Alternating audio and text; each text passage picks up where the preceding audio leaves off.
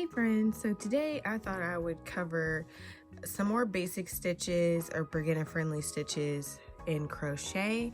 I'm currently working on a new scarf, so I figured why not cover some stitches with this new scarf that I'm working on. Right now I'm working on a row of slip stitches, and a slip stitch is one of the most essential stitches in crochet because you can use it to seam pieces together.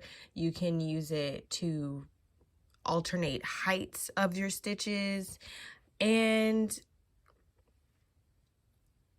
you could literally make an entire piece out of slip stitch. It'll look like it's knit versus crochet. But we're not doing that today. Today, I'm just going to show you right now how to work the slip stitch. As you can see, like I said, I've already started working on some stitches, but I'm on a slip stitch row for this design that I'm working on. So let's get started.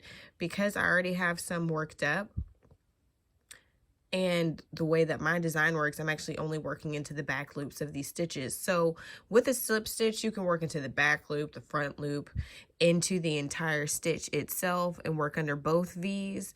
But in this instance, because I'm only working in the back loops, you'll only see me slip stitch down the row in these back loops, the loop furthest away from me. Okay? And to slip stitch, all you'll do is insert your hook into the stitch, yarn over, and pull through. You'll pull through the stitch and the loop that's left on your hook. That is it.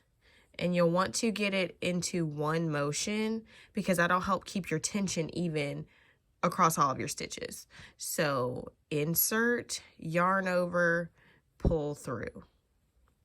That's it. Insert, yarn over, pull through. And that's a slip stitch. Insert, yarn over, pull through. And I'm going to continue doing that across my row because for this design, that is all I need to do. Insert, yarn over, pull through. Essentially, slip stitches are like making foundation chains, but because they're going through pre-existing stitches, the chain is connected to your work versus being a freestanding chain. Like if I were to just chain, just yarn over, pull through. Oops, split my ply. That's okay. Yarn over, pull through. See, it's a chain. See that? But I'm going to frog this back, which just means I'm undoing the stitches. But inserting into a stitch, yarn over and pull through gives me something to anchor the chain to. So a slip stitch essentially is a series of chains that are connected to some form of foundation stitch. Easy squeezy, lemon peasy. And like I said, if you did this rows and rows or rounds and rounds of slip stitches, you would look like you had a knit piece, which some crocheters do like making knit looking designs with their crochet. And you know, why not? Why not have some versatility with your crochet appearance, right? All right, well, I hope you guys found that useful. If you don't, you're super advanced, and that's great. I like to do as many stitches as I can, but for this design, I'm only using slip stitches and half double crochets.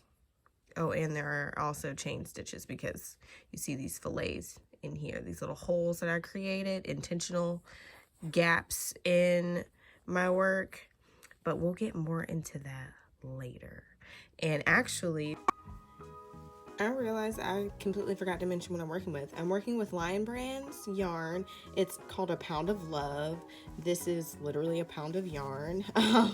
It is a worsted category 4. It recommends a size 6mm crochet hook. I am working with this Clover Needle Crafts 6.5 millimeter hook. I'm using the 6.5 because I want just a pinch more drape than what a 6 would give me for the scarf that I'm working on. So yeah, I just wanted to quickly pop that in so you guys knew what I was working with. And really quickly, this is not sponsored, but stay tuned because your girl might have some sponsored tools to show you. Hint, hint. All right, thanks for watching, guys. I'll catch you on the next one.